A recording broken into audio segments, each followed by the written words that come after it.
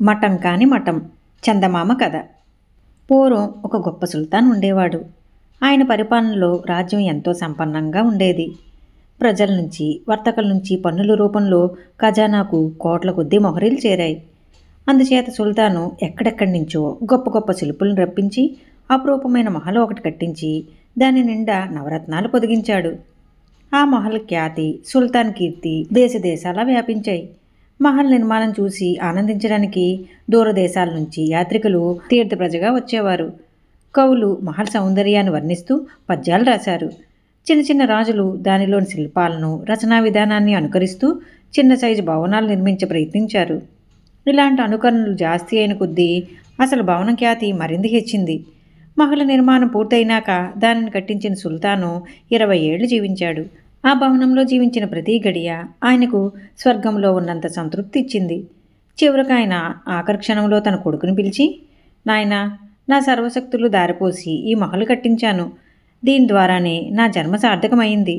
దీనితో నాకెంతో కీర్తి వచ్చింది. నేను నీకు రాజ్యంతో పాటు ఈ మహల్ను కూడా ఇచ్చిపోతున్నాను. కానీ నువ్వు మాత్రం రాజ్యం కన్నా కూడా దీన్ని మరింత శ్రద్ధగా చూసుకో. ఈ 20 ఏళ్ల పాటు నేను ఈ మహల్ను అభివృద్ధి చేస్తూనే వచ్చాను. నాతో పాటే దీని అభివృద్ధి ఆగిపోయిందనే మాట రానివ్వకు. నీ ఆవశక్తిని వినియోగించి దీన్ని ఇంకా అభివృద్ధి చేసి నాకన్నా కూడా హెచ్చు కీర్తి తెచ్చుకో. అలా అయితే నా ఆత్మ సంతోషిస్తుంది అని చెప్పి ప్రాణాలు వదిలాడు. సుల్తాన్ కొడుకైన కొత్త సుల్తాను తండ్రి చెప్పినట్టే చేశాడు. తండ్రి కట్టించిన మహల్ చుట్టూ విస్తృతమైన తోట వేయించాడు. అందులో అక్కడక్కడ చలవరాతి తిన్నెలు, మండపాలు, జలాశయాలు నిర్మించి మహల్ పరిసరాలన్నీ ఎంతో మనోహరంగా తయారు చేయించాడు. దీనికంతకు అంతులేని ఖర్చు అయింది. ఈ ఖర్చుతో ఖజానా దాదాపు గాలి అయింది. పాత సుల్తాన్ గారి హయాంలో ఉన్నంత సుభిక్షంగా ఇప్పుడు దేశం లేదు. వర్తకం ఇంకా సాగుతూనే ఉన్నది, కానీ వెనుకటి వాడ వ్యాపారాలు లేవు. వెనుకటి కోటీశ్వర్లు లేరు. పరిపాలన విషయాల్లో సుల్తానుకు శ్రద్ధ కూడా అంతగా లేదు. అతని దృష్టి ఎంతసేపు రాజభవనం పరిసరాల అభివృద్ధి చేయటం మీదే ఉండిపోయింది. రెండో సుల్తాన్ కూడా 25 ఏళ్ల పాటు పరిపాలించి చనిపోతూ తన కొడుకైన అబ్దుల్లా అనేవాడిని పిలిచి, నాయనా, మన దేశం ఒకప్పుడు కవులకు, చూరులకు, వాణిజ్యానికి పేరు మోసింది. కవులు, చూరులు, వర్తకులు అందరూ పోయారు. కానీ సాటిలేని మహల్ చిరంజీవిగా నిలిచి ఉన్నది. మీ తాత కట్టించిన ఈ మహల్ను నేను ఎంతో అభివృద్ధిపరిచాను. నా అనంతరం నువ్వు కూడా దీని అభివృద్ధి కోసం పాటుపడి మన వంశప్రతిష్టకు భంగం కలగకుండా చూడాలి అని హెచ్చరించి కన్నుమూశాడు. సుల్తాన్ అబ్దుల్లా గద్దెక్కే నాటికి ఖజానాలో చిల్లిగవ్వ మిగలలేదు. డబ్బు లేకుండా మహల్ను భరించడమే సాధ్యం కాదు. ఇక అభివృద్ధి మాట అడిగేదేమిటి? అందుచేత అబ్దుల్లా తన వజీర్ల సలహాతో కొత్త కొత్త పన్నులు ప్రజల మీద విధించసాగాడు. రోజురోజుకు పన్నుల భారం పెరిగిపోతూ ఉంటే అసలే దారిద్ర్యంతో బాధపడే ప్రజలు తట్టుకోలేక ఆహాకారాలు చేయసాగారు. ఒక వంక వసూలవుతున్న డబ్బును సుల్తాను ప్రజల కోసం వినియోగించక మహల్ చుట్టూ ఉన్న తిన్నెలను పడగొట్టి మరింత పెద్ద తిన్నెలు చేస్తున్నాడు.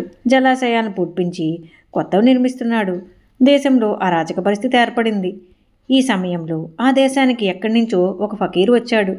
ఆయన ప్రజలతో మాట్లాడి వారి ఆందోళనకు కారణం గ్రహించాడు. సుల్తాన్ గారికి జ్ఞానం లోపించింది. కాస్త కళ్ళు తెరవాలి అనుకుని తిన్నగా రాజభవనానికి వచ్చి దర్వాన్లతో మాట్లాడకుండా లోపలికి వెళ్ళిపోయాడు. ఫకీర్ నాపే సాహసం వాళ్ళకి లేకపోయింది. ఫకీరు పాకశాలకు వెళ్ళి కూర్చుని భోజనం పెట్టండి అని వంట వాళ్ళని ఆజ్ఞాపించాడు. వాళ్ళు మారు మాట్లాడక వడ్డించారు. ఫకీరు భోజనం ముగించి రాజుగారి పడక గదికి వెళ్ళి హంసతూలిక తల్పం మీద పడుకుని నిశ్చింతగా నిద్రపోసాగాడు. ఫకీర్ ఎవరో రాజభవనం ప్రవేశించాడని తెలిసి అబ్దుల్లా వచ్చి చూస్తే ఫకీరు సుఖనిద్రలో ఉన్నాడు. అతను ఫకీర్ నిద్రలేచిన దాకా వేచి ఉండి, ఫకీర్ల కోసం మంచి మఠం ఏర్పాటు చేశామే, అక్కడికి వెళ్ళకపోయారా అని అడిగాడు. ఇది మఠం కాదా ఏం అన్నాడు ఫకీర్ తొనక్కుండా. కాదు, ఇది రాజభవనం. మా తాతగారు నిర్మించారు. ఆయన తరం నుంచి మేము ఇందులోనే ఉంటున్నాం అన్నాడు అబ్దుల్లా.